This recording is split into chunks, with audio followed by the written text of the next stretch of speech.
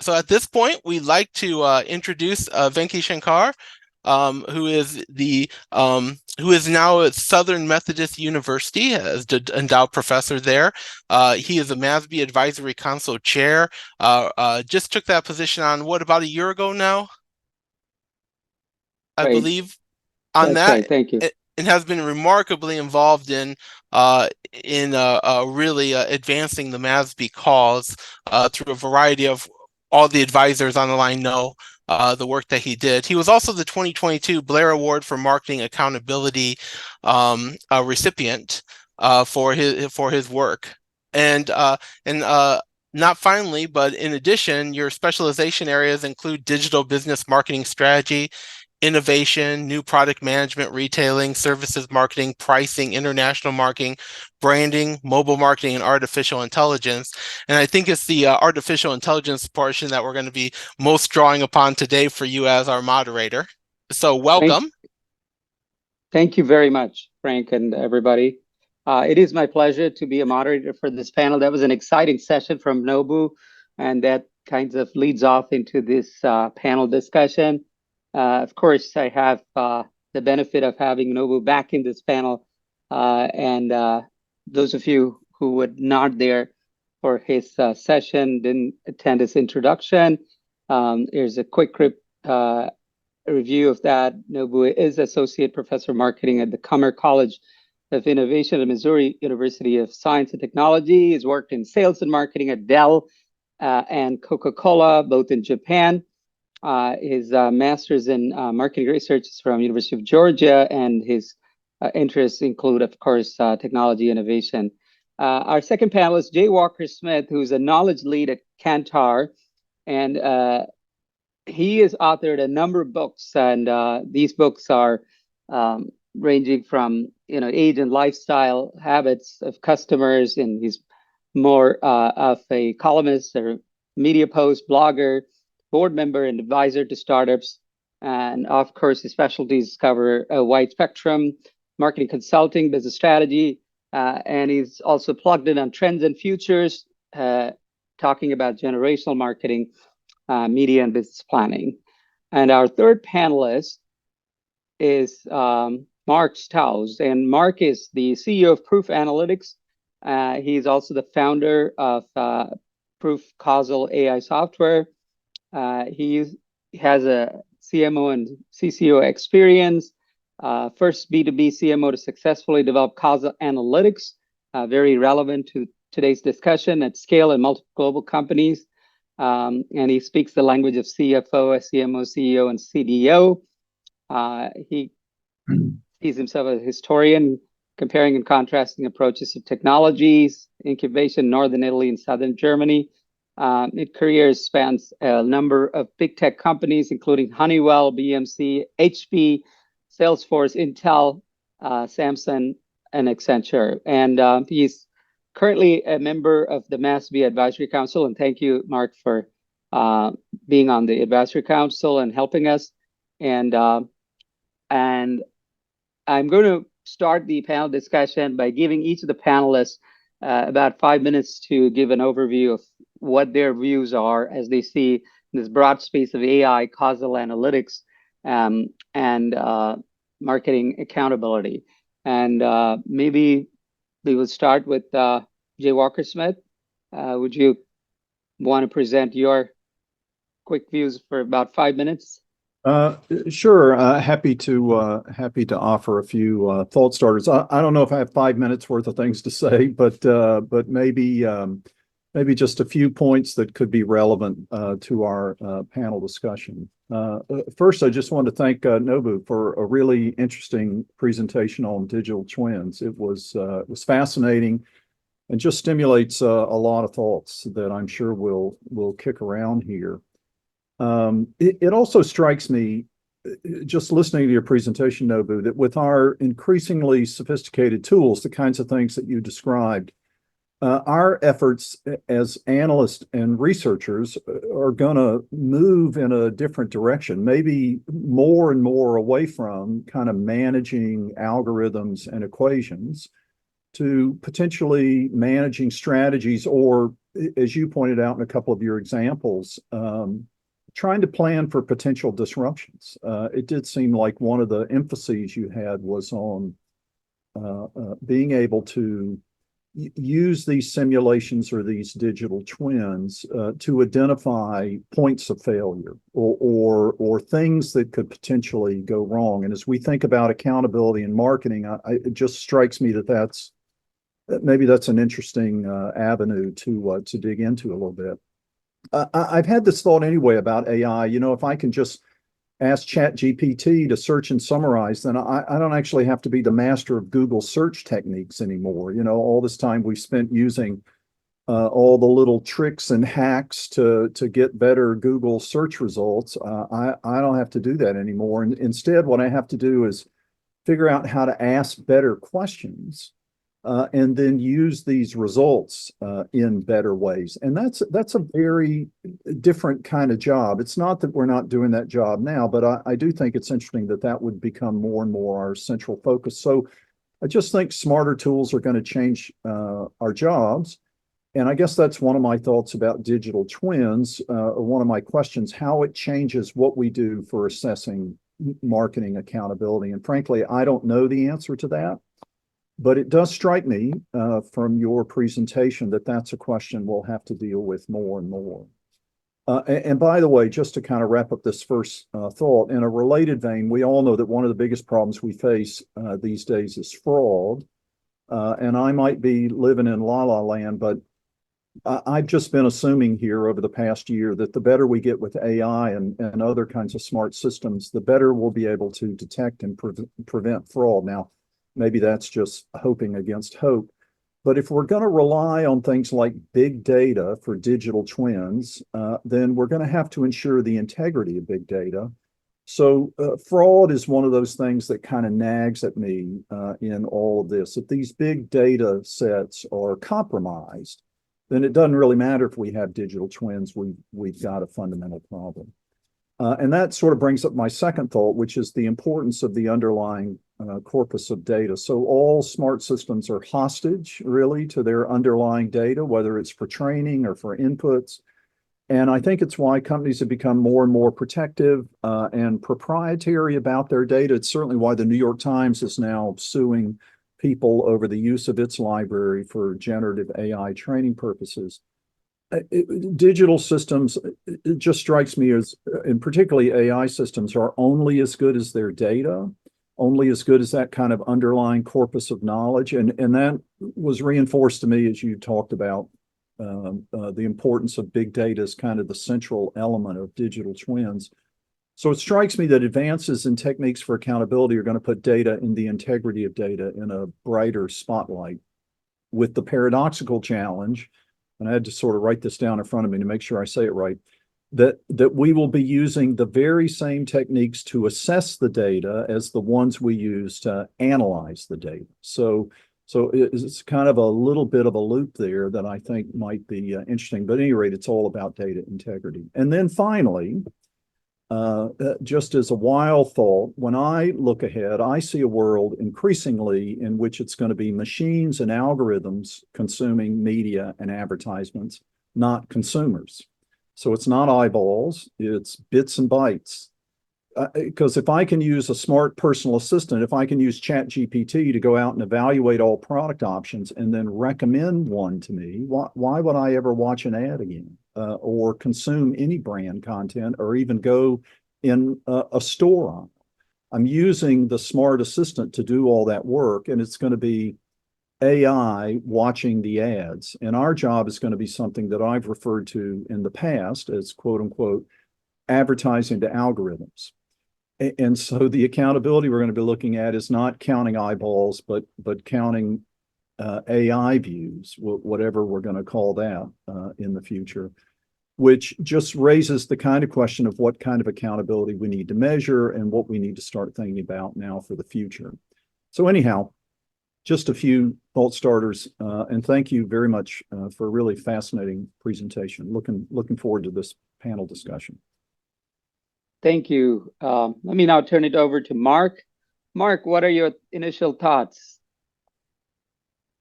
So, I mean, I too thought that that Nobu's presentation was really amazing, and I also really liked what Jay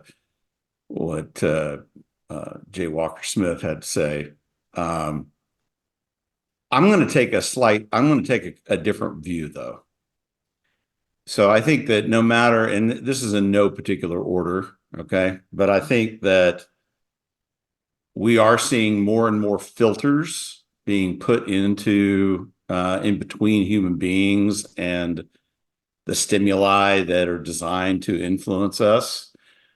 But what's new about that, right? I mean, we've had all kinds of filters for 100 years, right? Other people telling us, so Walter Cronkite was a filter, right? I mean, it's we live in a world of filters, and even social media, for all of its chaos and everything else, is just a system of filters. So I don't think that that is, unless we get to a stage where AI is actually making deterministic decisions on what companies buy, where the human being is completely out of the loop entirely, unless we get to that point, which I actually don't think is going to happen, then I just don't see, at the end of the day, you're still having to appeal to human beings. I think that at the end of the day, also beginning and end, both ends of the spectrum, everything starts with causality. You can call it effectiveness. You can say cause and effect. You can talk about efficacy and impact and materiality, but it all comes down to what's freaking working and what's freaking not working, right? To move the needle.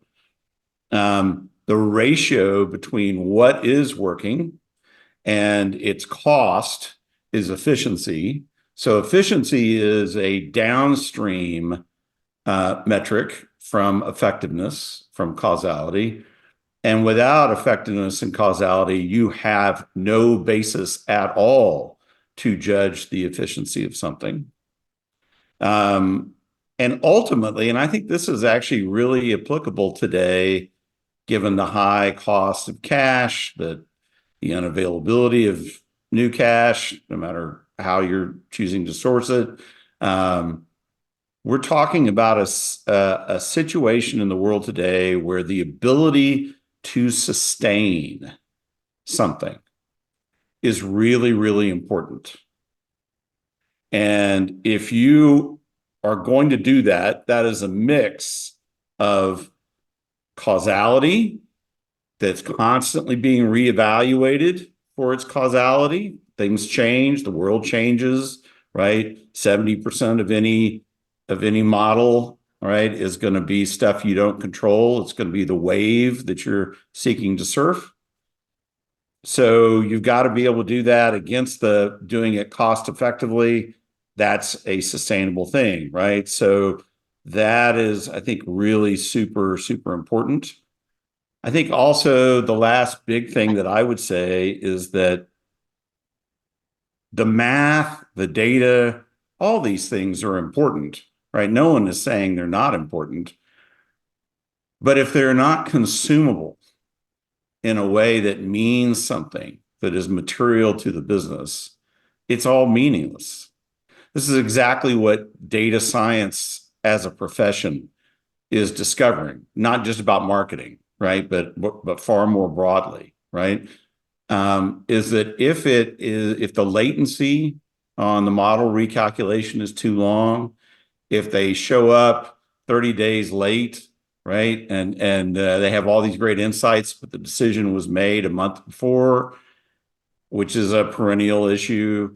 If their outputs are not understandable, comprehensible, and actionable by normal, so-called normal people, okay, in the business, then it doesn't get used and it's kind of pointless, right? And so at the end of the day, right, I believe that a lot of what we're talking about here, analytically speaking, is a digital twin. It's a digital science is a digital twin of life, right? It is seeking to, through a scenario, through a hypothesis, to better understand what's going on in the real world, right? So I personally raised my hand. I think that Nobu just hit it out of the ballpark, right, with his presentation. And that's exactly how we talk about causal analytics, is it's a digital twin of real life, right? So I would say, lastly, I really, really super agree with what Jay Walker Smith had to say about asking better questions, right? This is the essence of leadership, right? And leadership, as we all know, right, I think is it's not a function of command. It's something that happens all throughout an organization, up and down. It's by example, and it's by asking better questions. One of the reasons why, hopefully, I'm a halfway decent leader and CEO is that I long ago stopped believing that I needed to be the smartest person in the room with all the answers. And instead, I converted over to being the guy who can be counted on to ask really good questions. And that's a skill set that I think is timeless, but it's never more important than it will be from this point forward. Great, thank you, Mark. And that was you traversed a number of topics in here, starting with effectiveness, efficiency, causality, and going down to leadership now. And let me turn over to Nobu back again. He has a few things to say about the broader topic of AI. So Nobu, you have a slide, right? Would you like to share that? Awesome. Okay. So since digital twin was the kind of like a digital form of the AI, so that was the focus. So I just wanted to transition to the physical form of AI, which is the my other research area. And I have been working with some like robotic companies and also some retailers. So I'd like to say a few things, in relation to robots and how how we transition from the Industry 4.0 to 5.0. What are some of the things that we should maybe consider for the future? And I think as I mentioned a little bit in the presentation, I think the essence, in transition into the next phase is how to put this human back into this equation of the in terms of figuring out what's the best ways to serve customers and so forth. And what can we say in terms of robots using some of my latest work? So for example, like in thinking about some particular tasks, in designing robots. So like there are some tasks like hedonic tasks like making jokes and the dancing, even utilitarian task, maybe like the guiding the customers in a store to bring to a certain location. These are utilitarian tasks. So there are some consumers show differences. What kind of task should be delivered by what types of the robots. So like some of the tasks like utilitarian tasks is actually it's preferred that it's actually delivered by the humanoid robot like this pepper robot in the center. And some of the hedonic tasks actually, if it's better that it's delivered by the non-humanoid robots like this robot. That's what they call. So I think in thinking about what are some of the tasks is better done by the human versus machine, and also by the machine, what kind of task is appropriate, and what types of the appearance they should have. So those are something that we have to think about. And the other thing is my second point is like using this example of these cleaning robots. So this was an executive interview at in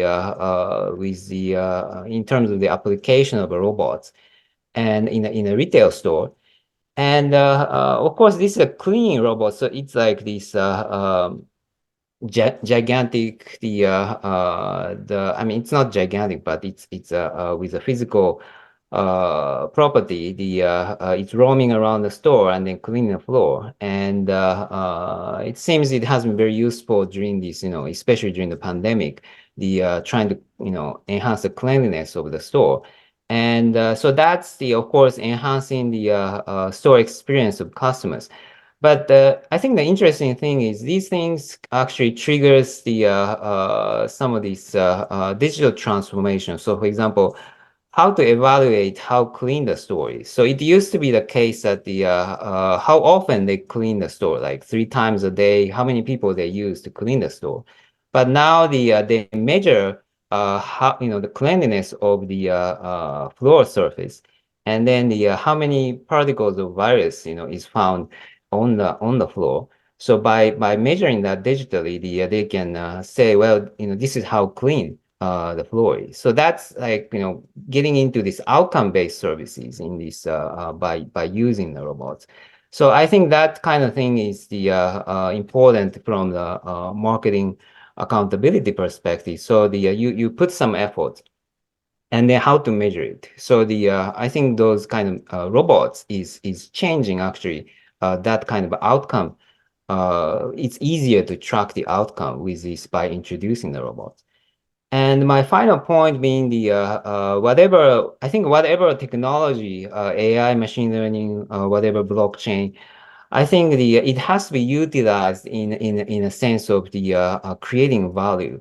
And I was talking with one of the executives in this particular company, and he used this example of automating making the pizza. And of course, by automating the production of pizza, the restaurants can save the cost. But I think we have to think about how to create value in the process. So instead of just automating in a restaurant, they created this truck. Within the truck, they as you deliver the pizza, then you bake the pizza. So by the time you reach to the customers, you can have this very just freshly baked pizza instead of the restaurant create this and then deliver it. While you're delivering it, the quality might decline. And so that's kind of the process, how to link those technology in terms of the value creation. So I think whatever the context, I think that we have to come back to the point of that creating value from all these technologies. So I think that's all my points here. Thank you, Venky. Thank you, Nobu. This is excellent overview from all three of you. Let me start with a few questions, and then after that, we'll turn it over to the audience for their questions. And so far, what I've heard is there's a range of technologies that we have, particularly with respect to AI, digital, and what we need to be thinking about as marketers and leaders is that how these technologies really impact, use the word of Mark, it's how do they cause certain outcomes, and how do we track those things, and how do we monitor, how do we measure, and how can we enhance marketing's contribution, right? And I think as you think about this broad set of technologies that we talked about, we also need to think about the concept that Mark talked about, efficiency and effectiveness. Effectiveness, one way to think about it is doing the right things, that is the right outcomes. And efficiency can be thought of as doing things right. So in other words, what's the most productive or efficient way to do those, whatever we think it's most effective. And underpinning that is the causality argument, is that can we determine that this investment or this technology or this set of tools that we are using is causing the outcome? And if so, how much it is, and can we measure it and make marketing more accountable? So when you look at in the broad scheme of things, what are some of the use cases that you're all seeing? I know you all talked about a few examples that you think we could go out and tell the marketers that here are the low-hanging fruits. Here's what we've learned, how it works. and here are the killer apps. Go ahead and do this first. And then here are the things that we don't know how this is going to pan out. Like as we heard from Jay Walker Smith, his prediction or his speculation that it might be marketers may be talking to machines more in the future. And if that's the case, those may be the gray areas. So talk to us about what are some of the use cases or killer apps that actually is working based on your experience.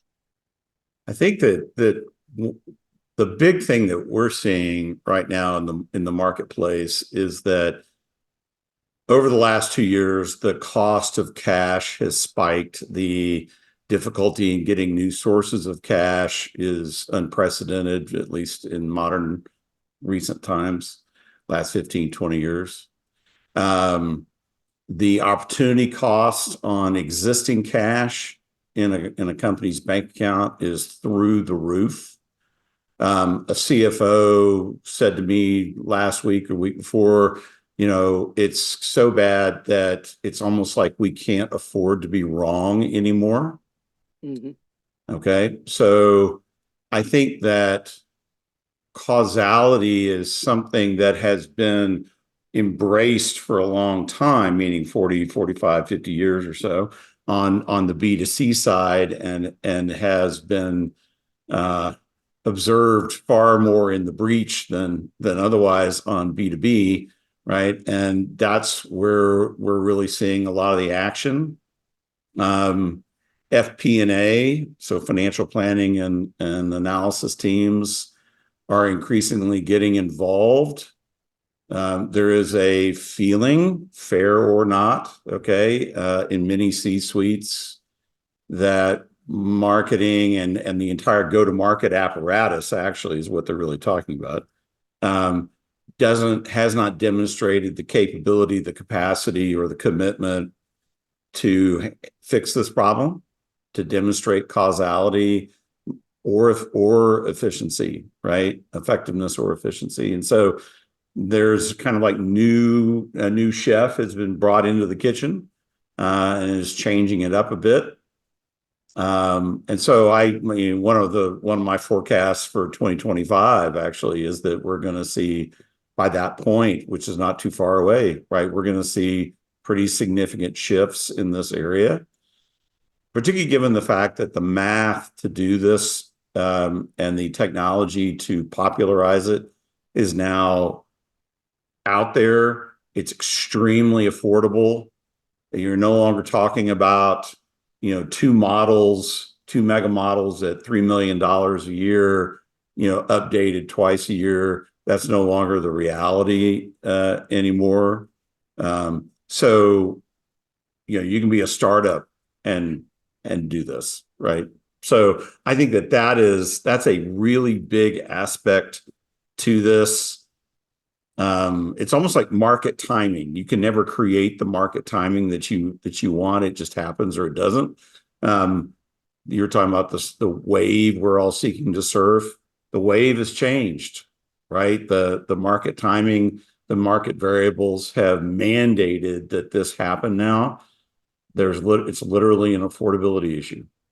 Excellent. So what you're saying is the deployment of capital, particularly from the C-suite, the CFO, because technology is promising a lot of things. There are a lot of shiny objects.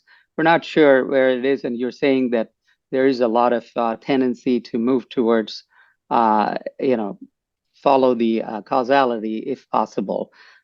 Jay Walker Smith or Nobu, do you see any low-hanging fruits in here, or you think that some of these are fads, or some of these are, some companies are basically paralyzed? How do you think companies are acting based on your experience? Yeah, just to add a thought to what Mark described, one of the big concerns we see among clients these days is concern with sort of this broad concept of attention in the digital context. So how much time are people spending with my digital content? How much are they interacting with it? How much are they about to interact with it, as they hover over it. And so there are a number of different metrics that are used to try and operationalize this broader idea of attention, with some assumption, again, to Mark's point, that there is a causal connection between attention, whatever it is, and the desired outcome in the marketplace. A lot of the methodologies that are used are methodologies for trying to buy digital time based upon the ability to deliver attention, not necessarily deliver, kind of the ultimate payoff of some sort of a transaction or financial engagement with a brand, but just to kind of get the attention of people. And this is real time. So that's the bigger difference than modeling, in ancient history of eyeballs on TV.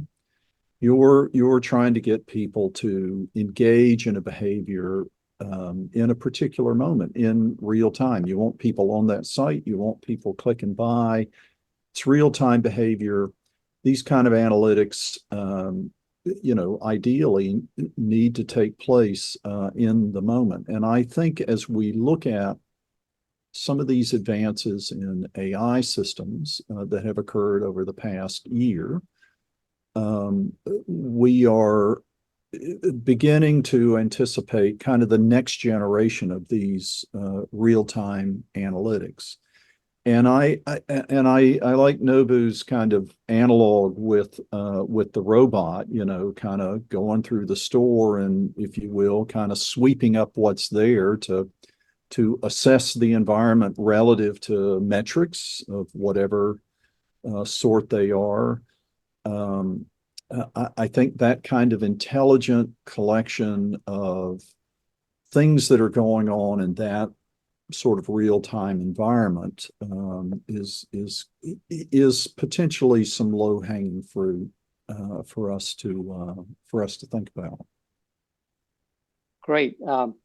Nobu, what are your views? And I know that you've shared a lot about digital twinning and the other side, human robot collaboration or human machine collaboration. Do you see an immediate payoff for companies that they can invest in and then say, okay, we're going to see some returns, or it'll give us some competitive advantage or edge? Or do you think many of these are very uncertain, that firms have to really dig deep and think before they start investing? Right. I think one of the difficulty of assessing all this, effectiveness is for example, Jay Walker, mentioned about this AI assistant. So, of course, AI assistant it's more like a platform, right? In a digital twin context, it's also a platform. So these companies like TCS, Microsoft, they all create a platform, and then in an ideal situation, for example, like now there is some effort of making a digital twin of patients. So the hospital is involved in there. And what are some of the potential other participants in that platform? Maybe it's possible to bring in some insurance companies. And how about some medical device manufacturers? And but how to really determine the success of this kind of platform, right? So I think that's not really we cannot just assess just a hospital. And from a marketing context, maybe the success of the platform should rely on how healthy the patient is, right? But there is some conflict of interest. So, for example, is it allowed there is some discussion about is it allowed for the insurance firm to access to the digital twin, and then for unhealthy patients, is it allowed to raise their premium? And so, how to really determine the success of this activity? So it has to be, I think, determined. There has to be some kind of rule that kind of resolve this conflict, and also, I think the success has to be, determined, ideally it has to be determined by the,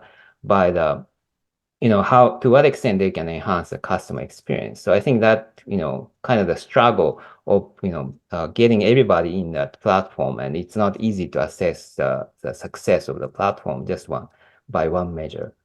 Yeah, Excellent. I really agree with that. I mean, I think that decision makers want a world that is very deterministic so that they can make good decisions, right? The problem, of course, is that the world is not deterministic.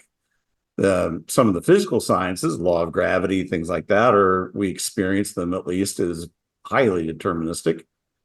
But as soon as we start getting into human behavior, right, we're all bookies, right? We're all running the odds on what may happen or may not happen. And that's just a reality in the midst of incredible dynamism. And so we have to balance the concerns that Nobu raised, which are really significant concerns, with the desire for realism, not determinism, but realism in our modeling, in our digital twinning, right? That's, I think, a deeply ethical quandary that we're all going to have to grapple with. The last thing I'll just say about this real fast is I don't think that there is right now any low-hanging fruit. I think that we are at a point right now where we are all having to grasp the nettle in various ways, right? And the idea that we will get, 30-day results, 30-day ROI, 90-day ROI is a fantasy.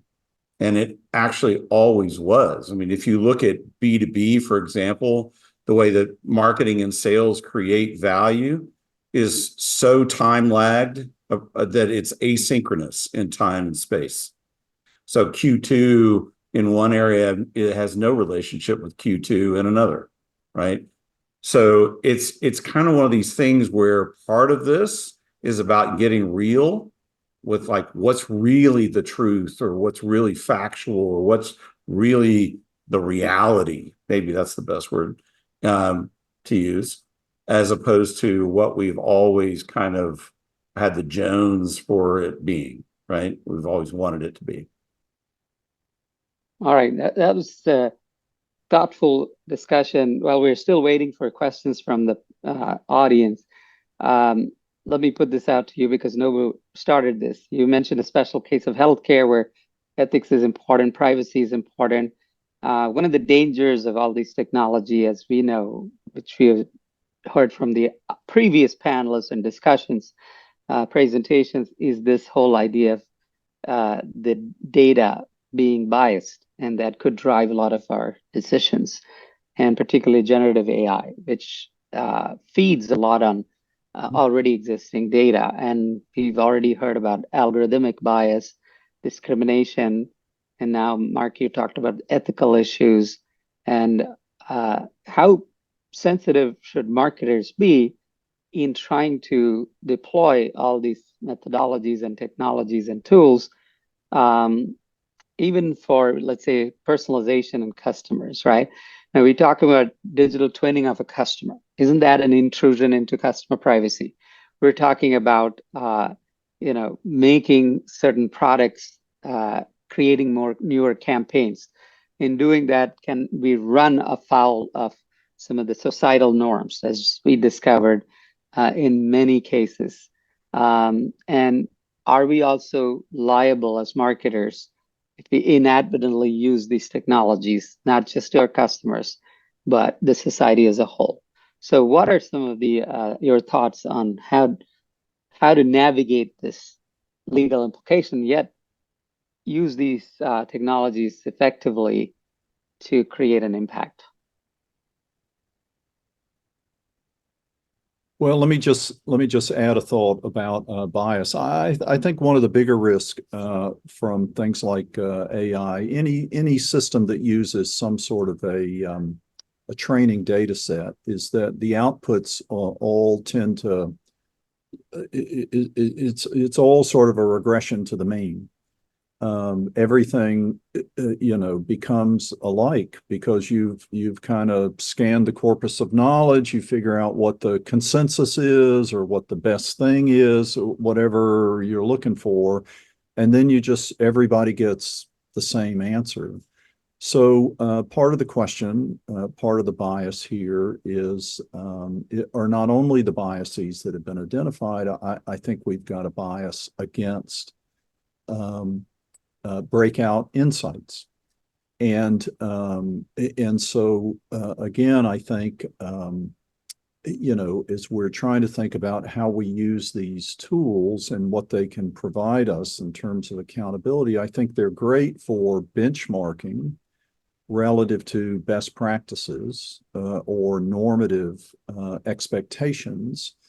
I think they are weakest when it comes to sort of identifying the next big thing. So as I like to say, ChatGPT is really good at writing poetry in forms that have already been created, but who's going to create the next form of poetic expression? And I don't know that that's Chat GPT, because I don't know that there's anybody out there teaching that, but there are a lot of people out there teaching you how to write a sonnet. So yeah, I can write a sonnet, but what's the next thing that nobody has thought of yet? And I think that's an algorithmic bias built into things like AI systems that marketers have just got to watch out for. Otherwise we're all going to look alike. And by the way, I will just add to that, this is already a problem, right? Because as soon as a competitor does something great, we don't all sit around and, go, okay, well, I guess I'll just fold up and go away now because they've come up with a better idea. We go, I'm going to do that too. So as soon as a competitor comes up with a good idea, we copy it. And some better ideas are the best idea you can come up with. So my illustration of this is automobiles trying to get better gas mileage. The law of physics applies to all cars. There's only one way to design a car to get the best gas mileage, which is why the profile of all cars these days look alike. All cars look the same because they're all trying to get good gas mileage. There's only one way to do that. And so the better we get, the harder it is to differentiate our brands from one another. It's kind of this paradox of quality. We all get better, but it gets harder to create meaningful differentiation in the marketplace. And so I just think creating difference is going to be an even greater priority as we move forward. And just, in terms of accountability, we're going to benchmark ourselves against normative criteria, but not against, breakout creativity. Yeah. Excellent. That we have a question from Joanna. Yeah, one thing that I'm particularly interested in, which maybe you could give a bit more color to, is not just the dangers of using AI, which people talk, and the risks which people talk about a lot, but what are the positive, practical ways in which you see companies currently and in the future using AI to increase, the power of their brands and their sales? So I think that's a great question, particularly given the fact that most of the conversation that's being had in the marketplace right now about AI is Gen AI. Right. Which is kind of, if you talk to AI experts, that's the lightest weight of what's coming, right? So I would say that the truly transformational stuff, which is 4 to 6 years out, probably, but you'll see bits and bytes of it before then, is computational AI. It's decision AI. It's causal AI, which is already kind of with us a little bit. It is when AI gives us the ability to make better decisions, to Jay Walker's point about in real time, right? That's going to be very, very significant. I think one of the greatest ironies of that, right, is that if we just, everyone is very concerned about AI's impact on jobs, for example. Well, if we look at what the real powerhouse aspects of AI or what they do and what they're targeting, right? If the CEOs, the C-suite, the boards should be the ones that are really concerned about being replaced, right?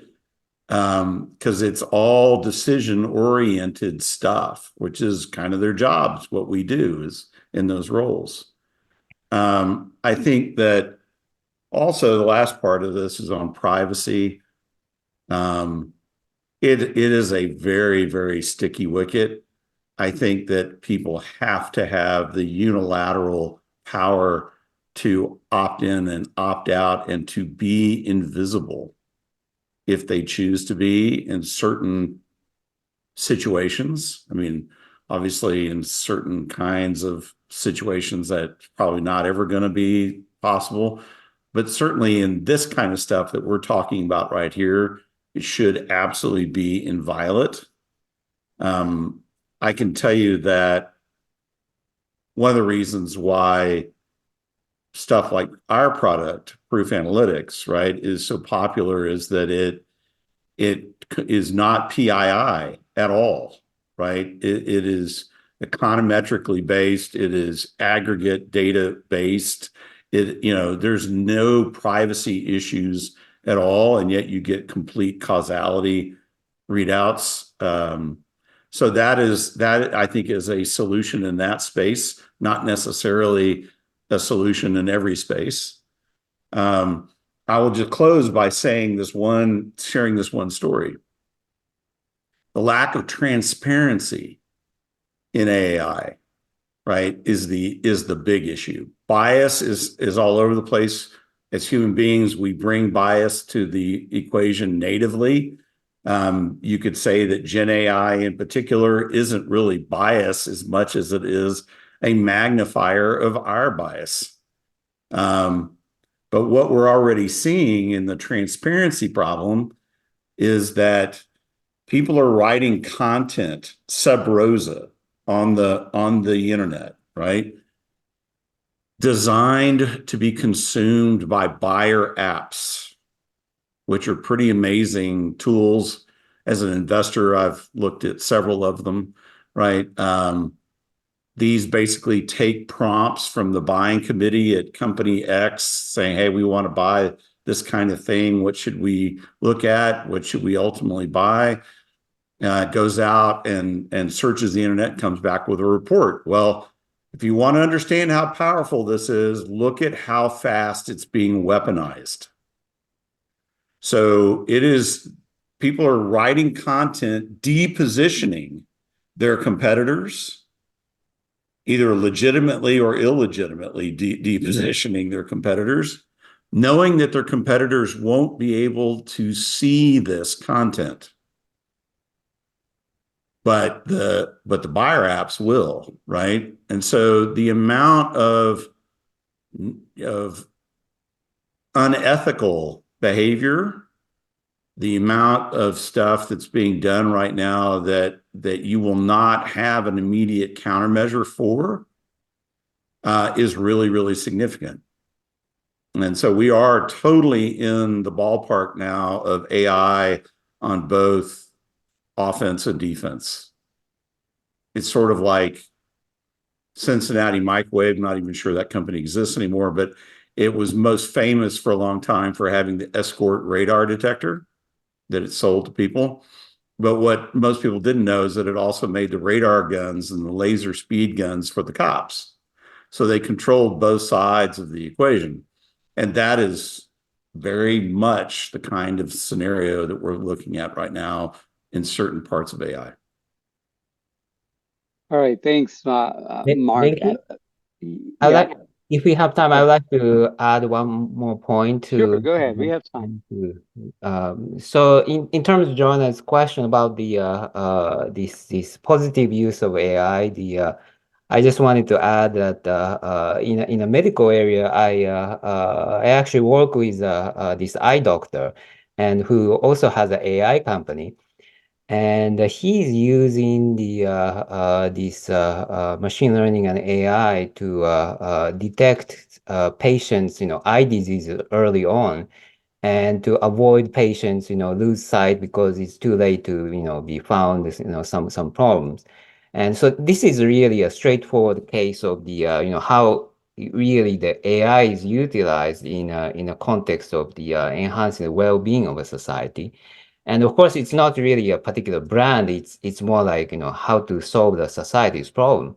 And I think it's interesting that so in Japan, we have many of these the data from the annual health check, and people take this image of the eyes, very frequently. So the data is there, but it's very difficult to utilize this kind of data in a meaningful way. So I think those kind of use of the AI in a context of solving society's problem, also that could be employed maybe in other contexts to the by in a part of strengthening the brand and so forth. So I just wanted to add to Mark's point to that. So Yeah, Excellent. Yeah. thank you. Let me just add one quick thought as well as an answer to this question. And that is, I think these kinds of AI technologies, particularly these generative AI technologies, are very good for any kind of structured task where there's a defined outcome. And there are lots of things like that within companies. So there are lots of internal processes for running a business that these kinds of technologies can be used to do. And some of that will impact jobs and some of that will not impact jobs, but it will certainly afford these companies an opportunity to be much more efficient in the way in which they execute certain operations. But it's only operations that are structured operations with defined outcomes. When it comes to the consumer marketplace, that's a little trickier. We're talking about the consumer journey and reaching consumers and all the causal problems that Mark already identified. I mean, we've known these causal problems for at least 100 years now, and we've never really figured out good ways to model them in all that time. And I think some of that is the fact that the consumer journey is not a structured activity. The defined outcome is sometimes hard to identify. We certainly want people to buy with us, but there are many steps along the way. We don't necessarily know the relationships of those things. So just trying to figure out what it might mean in terms of better managing marketing, I think, is still a little bit up in the air. We can test ad concepts more quickly with AI systems. We're doing some of that at Kantar, but can we come up with really creative ideas more quickly? That's the unstructured, undefined part of this that I think is harder. But I think the places where these technologies have been deployed by a lot of manufacturers and a lot of retailers here over the past year is internally in some of these structured activities they use to run their business. Yep. Thanks. Many of you have pointed out both the bright side and the dark side. And one of the things that came up is this problem of relying and trusting AI. We talked about hallucination, as they call it, because generative AI throws out things which you cannot verify because it's like a black box.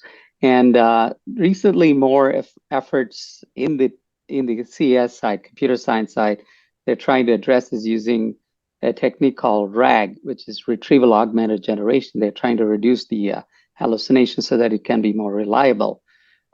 We probably are aware the last few days, two major announcements came. One from OpenAI. They've introduced the Sora, that the multimodal generative that can be thought of as Chat GPT on steroids with visual and video capabilities. And also simultaneously, we have Anthropic introducing Claude, which tries to go a little bit one up on that. That should put a lot of new creative content in the hands of marketers. The question is, can we do quick A/B tests to see if they are really effective? And if they're effective, can marketers get anything out of this?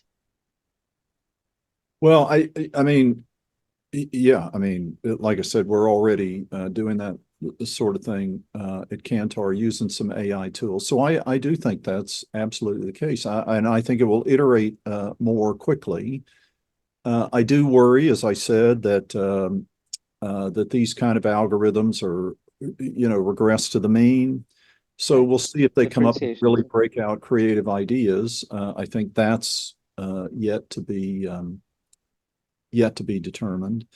But I do think there will be a lot of opportunities in the near term, because this stuff is so new, that will come out of this. Over time, everybody's going to get better at using this stuff. Everybody's going to be using the same tools. The difference is going to be some sort of underlying database or corpus of knowledge. So I don't know what we'll see in 5 years, but I do think in the next year we will see one or two breakouts where everybody champions it as the great new thing that's come out of AI, et cetera, and it's just going to be a first mover thing that will, I think, vanish, as time goes on. Excellent. And we have a couple more questions from the audience. Karen has a question. Karen Eben. Thank you. Such a rich session, multiple rich sessions today, but I just want to tie a few things together, so bear with me if I ramble for a minute. There was consensus about the current AI leading to kind of the average or the mean, and being quick to get to outcomes, and everybody can jump there. And Mark, you made the point about how unrealistic the expectations are. Just because you can get a quick answer doesn't mean that you're going to see the same result as quickly as you got that answer that you thought you wanted. And I think Edgar gave a very good example of that with, somebody that had cut back their marketing effort. But it seems to me that if I were to tie together our discussion this morning on creativity and AI and some of the challenges with marketing, for me, the big issue is, how do we get to ask those better questions? And I haven't seen, correct me if I'm wrong, but are there examples in generative AI that can actually result in outcomes that are not transactional or physical? Meaning emotions or changes in attitudes and behaviors, because at the end of the day, that's where your brand connections are. And I haven't seen those come to play yet. And are those on the horizon? And should we think about that? We make a big distinction between, marketers differentiating between return on objectives, and those are typically attitudes and behaviors, and those behaviors are a lot of times a result of experiences that we can't catalog and don't understand. And it's why you have the fragmentation in your potential for the audiences that Edgar mentioned. So if we really want to get to that insight, has AI brought us to that threshold? Or conversely, as we've got this situation, Mark, that you outlined, where you can have both really great information and a whole lot of disinformation, are we going to pass by that point? So I would always hold the door open very wide for someone else who's done it better than I have. Okay, but I have actually been experimenting on ChatGPT-4 with exactly that question. And as I work on prompts that are designed to elicit that kind of response, the response that I end up getting from ChatGPT is a reminder that they are not human, which I find a very interesting statement, because implicit in that is that they are saying, hey, I don't feel what you feel, right? Mm-hmm. Mm-hmm. I'm a robot, right? I don't feel what you feel. And I think that is, now again, if someone else more skilled with the prompts has had a different outcome than I've had, then I'd love to hear about it. I'd love to play around with it. But that's what I have so far. It's a very, I wouldn't, I mean, it's certainly, they've done a good job at making it more humanoid, I guess would be one way of putting it. But I would say it's not particularly empathetic. Yeah, I would agree. I would agree with you. And I'll just add this. I apologize. I'm going to have to jump in about 30 seconds. But, we talk about emotions a lot of times as being ineffable. They're just things we feel. It's hard to describe. Well, there's nothing that generative AI can read from a text analysis about things that can't be put into text. So I don't know if that's a limitation or a problem, because we can always, kind of test whether or not it evokes the emotions we want it to evoke. But I completely agree with you, Mark. When you ask ChatGPT-4 to, kind of get into those kinds of things, it will tell you right away, I'm a machine, just exactly as you described. It's kind of like if you ask it to define love, it can do that. If you ask it to describe love, it can't. Ask it to feel love. Yeah, well, yeah, right. That's pushing it too far, Karen. But well, we've reached the stop button, and we've had a fascinating discussion. I want to thank all the panelists, Nobu, Jay Walker, and Mark, and all the fantastic questions we've had so far. Let's keep the momentum rolling on to the next session. And thank you all, and let's move on to the next one. Thank you. Thank you.